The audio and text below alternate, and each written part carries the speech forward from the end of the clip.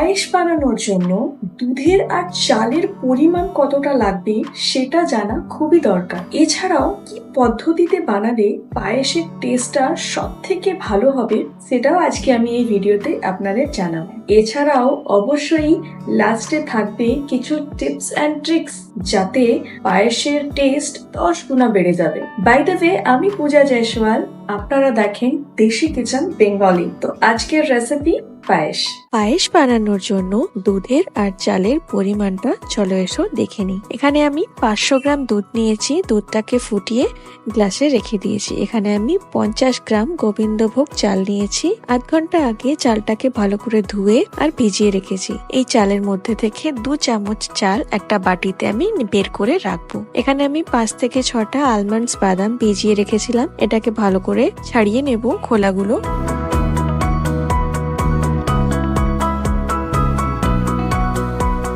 আর এই বাদামটা এই বাটির মধ্যে রেখে দেব। এর মধ্যে মিক্স করব 4 থেকে 5 চামচ দুধ আর নেব 1 বড় চামচ দুধের সর মানে কি মালাই। এটার একটা পেস্ট রেডি করব। ফুটন্ত দুধটাকে বাটিতে দিয়ে আর একবার ফোটাবার জন্য বসিয়ে দেবো আর ওতে দেব তেজপাতা। দুধটা যতখানি ফুটছে আমরা এখানে একটা ফ্রাই প্যানে একটু ঘি দেব, দেশি ঘি, আর ওতে ড্রাই ফ্রুটস আমরা ফ্রাই করে রেখে নেব। এখানে আমি ড্রাই ফ্রুটসে নিয়েছি কাজু বাদাম, কিশমিশ আর পেস্তা বাদাম। এটাকে ভালো করে বাদামি রং করে ফ্রাই করে নেব।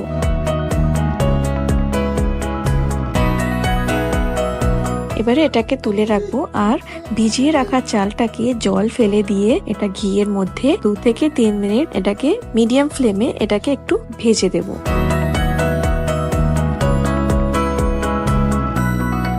এতে আমাদের পায়েসের মধ্যে খুব ভালো একটা ফ্লেভার চলে আসবে। এবারে দুধটা ফুটে উঠেছে আর চালটাকে দুধের মধ্যে দিয়ে এটাকে মিডিয়াম ফ্লেম করে কুক করব। এখানে চাল, বাদাম আর দুধের সর আর একটা গ্রিন এলাইচি দিয়ে এটার একটা পেস্ট রেডি করে নেব। চালটা অলমোস্ট গলে গেছে, এবারে এর মধ্যে আমরা রেডি করা পেস্টটা এর মধ্যে দিয়ে দেব। কন্টিনিউয়াসলি নাড়াতে থাকবো যাতে নিচের দিকে পুড়ে না যায়।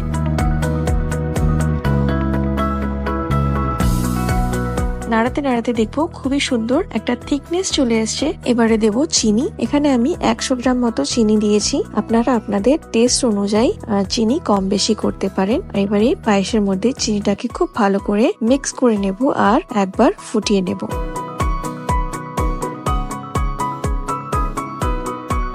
ব্যাস, এর মধ্যে দেব এবারে দেশি ঘি অল্প করে, এতে খুব ভালো একটা গন্ধ বেরোবে।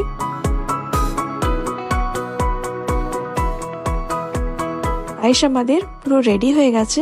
একটু ফুটলেই ব্যাস গ্যাসটাকে অফ করে দেবো আর উপর থেকে গার্নিশিং করব বাদাম যেগুলো আমরা ঘিয়ে ফ্রাই করে রেখেছিলাম।